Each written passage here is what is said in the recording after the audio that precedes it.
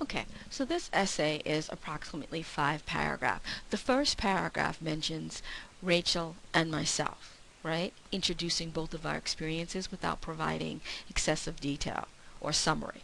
The second paragraph is Rachel focused, using parallel language that prepares the reader for when they're going to hear about my related experience.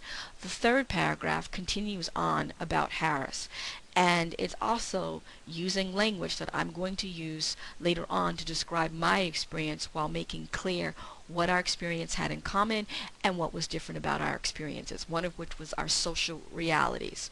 And you'll see those words again and again for a reason. Now, um, in the second reading focused body paragraph, my last sentence, my concluding sentence, which echoes my topic sentence, is her social reality demanded her independence. All right, moving into my topic sentence, a me focused paragraph, my level of independence was also high, but my social reality was quite different from Harris's, as was my grandmother's.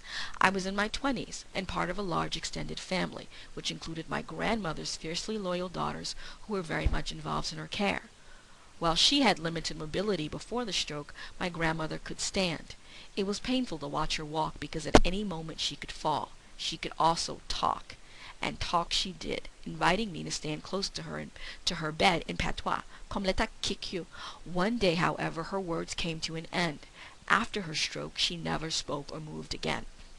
Now, notice the way I make a seamless transition from the reading, Harris focus, to my own experience using transition words, compare and contrast language, and keywords. All right? I'm talking about my lesson here. Note that too.